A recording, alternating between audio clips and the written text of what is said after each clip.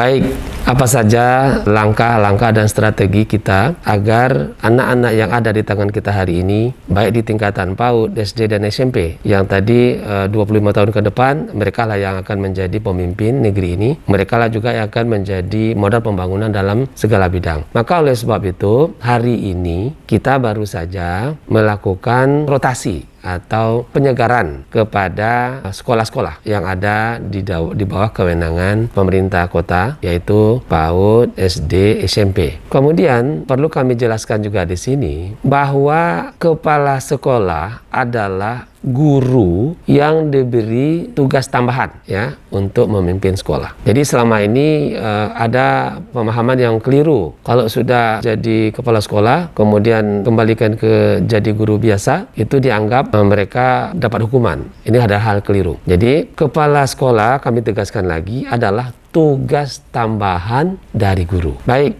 sebagai tugas tambahan bagi guru yang telah kita berikan amanah hari ini kepada kepala sekolah, baik di tingkat TK, SD, maupun juga SMP. Tentunya bagaimana mereka harus bekerja dengan pedoman mereka hari ini mendapat tugas mulia untuk mempersiapkan pemimpin masa depan Indonesia, untuk mempersiapkan modal pembangunan bangsa yang kelak akan membawa negeri ini, bangsa ini menjadi negeri yang maju dan sejahtera. Tentunya kita harus paham itu, kita harus mengerti itu, dan tentunya kita harus berusaha, berikhtiar semaksimal mungkin agar mereka benar-benar mampu kita persiapkan dan kita dampingi untuk menjadi yang unggul tadi. Maka oleh sebab itu, saya selalu berpesan bahwa seorang kepala sekolah yang tadi guru diberi tugas tambahan harus mempunyai kemampuan. Pertama, seorang pemimpin yang birokrat. Jadi sekali lagi, kepala sekolah mesti mempunyai kemampuan seorang pemimpin yang birokrat.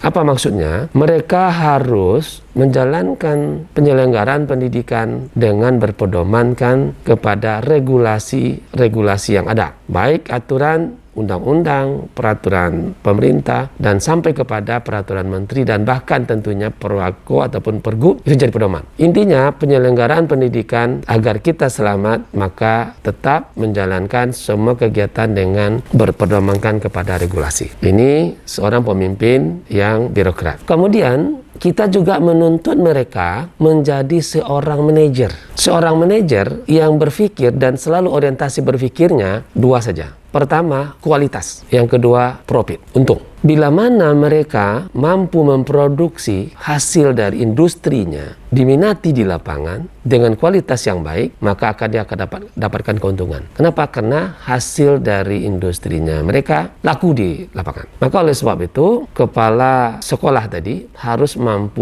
mempunyai kemampuan untuk menjadi seorang manajer. Artinya, lembaga pendidikan itu, PAUD, SD, SMP, ini adalah sebuah industri sumber daya manusia. Maka sekali lagi, kepala sekolah harus mampu membangun tim kepala sekolah, guru-guru, dan semua penyelenggara sekolah dalam pemikiran yang sama, ya kan, agar sehingga mereka mampu menyelenggarakan pendidikan tersebut dengan menghasilkan anak-anak yang bermutu, anak-anak yang unggul, sehingga itu menjadi pondasi yang kuat. PAUD, SD, SMP ini adalah lembaga pendidikan, industri SDM yang menjadi pondasi dari berikutnya nanti membangun menara yang besar, yang tinggi dan megah. Sekali lagi, lembaga pendidikan dasar adalah pondasi yang kuat untuk membangun menara-menara ke depan yang kita harapkan. Maka oleh sebab itu, ini harus modal utama yang kita mintakan kepada para guru yang telah kita beri amanah sebagai tugas tambahan sebagai kepala sekolah. Kemudian apa yang harus mereka lakukan? Maka kita minta mereka, kita motivasi mereka, para kepala sekolah tadi, dengan teamworknya, dengan super timnya di sekolah itu, mereka kita harapkan menjadi pemimpin yang visioner. Pemimpin yang berpikir bahwa apa yang mereka akan lakukan hari ini, siapa anak-anak yang ada di tangan mereka hari ini, adalah mereka nanti yang akan membangun bangsa dan negara ini untuk 25 tahun ke depan. Maka mereka sudah harus berpikir seperti itu. 25 tahun ke depan itu adalah kita berada di era kemajuan yang luar biasa. Kalau sekarang kita berada di revolusi industri 4.0 dan kemajuan pada saat 25 tahun akan datang 2045 itu, dunia ini akan lebih canggih dari kondisi kita sekarang. Maka oleh sebab itu, kepala sekolah kita harapkan menjadi seorang pemimpin, seorang manajer yang visioner. Kemudian ditambah dengan kemauan, ya kan, niat tulus dan ikhlas, ya, bekerja keras, bekerja cerdas, bekerja ikhlas, agar mereka betul-betul menjadi pemimpin yang mampu mendidik, membimbing, dan memotivasi SDM tadi untuk menjadi unggul. Mereka haruslah kreatif dan inovatif. Jadi kata kuncinya 3 hal, mereka harus menjadi pemimpin yang visioner, pemimpin yang kreatif, pemimpin yang inovatif. Terus langkah ke depan seperti apa yang dilakukan? Inovasi yang seperti apa? Mulai saja dari diri mereka sendiri, lakukan perubahan-perubahan, terutama perubahan pola berpikir dan perilaku. Sekali lagi, revolusi mental itu sederhana saja. Rubah cara berpikir kita, mindset kita, dan diikuti dengan perilaku. Dimulai dari diri sendiri, dari hal-hal yang kecil, kemudian lakukan perubahan itu, inovasi itu di dalam kelas. Setelah dari diri pribadi, lakukan di dalam kelas, dan masing-masing guru juga melakukan perubahan-perubahan di dalam timnya tadi untuk mengajak anak-anaknya, membimbing anak-anaknya, anak didiknya untuk bisa menggali potensi diri mereka. Sehingga mereka bisa menemukan bakat dan potensi mereka sendiri untuk bisa tumbuh dan berkembang menjadi manusia yang unggul. Jadi sekali lagi, guru haruslah melakukan inovasi, dimulai dari dirinya dan juga dimulai di dalam kelasnya, kepala sekolah dan guru. Kemudian yang kedua yang harus mereka lakukan, ubah mindset dan sekali lagi perilaku, bahwa selama ini lebih banyak dalam proses belajar mengajar itu satu arah. Lebih banyak dari guru ke murid. Murid pasif, guru saja yang aktif. Kadang-kadang sama-sama pasif. Ya kan, kalau disuruh mencatat, kan ingat waktu kita dulu di sekolah kan, disuruh mencatat aja ke depan. Guru pasif, murid pasif. Tidak, ini harus diubah. Guru lebih banyak menjadi pembimbing, menjadi motivator,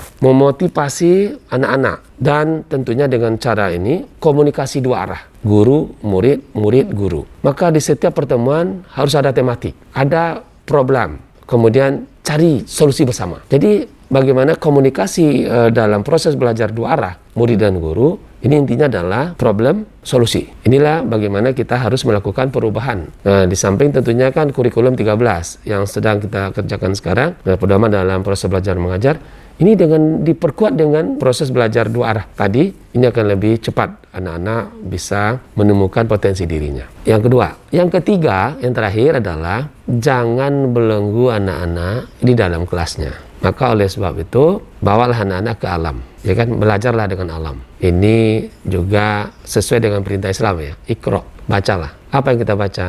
Ya kan, alam terkembang. Orang Melayu mengatakan alam terkembang menjadi guru. Alam yang terdampar, alam yang terhampar di depan kita semua, ini adalah kitab, ini adalah buku, ini adalah ilmu yang harus kita baca. Literasi yang lebih luas, lebih memahami. Bagaimana kita juga memotivasi anak-anak dengan kita bawa anak-anak ke alam. Mereka akan bisa membaca dalam banyak hal, sehingga dari apa yang mereka baca, mereka akan mendapatkan ide, mereka akan mendapatkan gagasan. Ide dan gagasan ini hendaklah didorong oleh guru-guru, oleh kepala sekolah agar dituliskan. Ide, jadi baca, lahir ide, lahir gagasan, ide dan gagasan dituliskan, kemudian dirancangkan menjadi sebuah kenyataan dan kerjakan. Setelah dikerjakan, baca lagi, evaluasi lagi. Inilah yang dimaksud dengan literasi secara komprehensif. Sekali lagi, insya Allah, bila mana sekolah-sekolah melakukan perubahan-perubahan, dimulai dari perubahan-perubahan yang kecil dari dirinya sendiri, kemudian di dalam kelasnya, kemudian bagaimana membimbing anak-anak untuk bisa menemukan potensi dirinya, memotivasi agar mereka bisa kreatif dan inovatif juga di dalam menjalankan kehidupan. Insya Allah, anak-anak yang ada di tangan kita hari ini akan mampu kita siapkan untuk menjadi modal pembangunan ke depan dan juga menjadikan pemimpin masa depan yang akan merebut peluang Indonesia maju di 2045 100 tahun Indonesia Merdeka.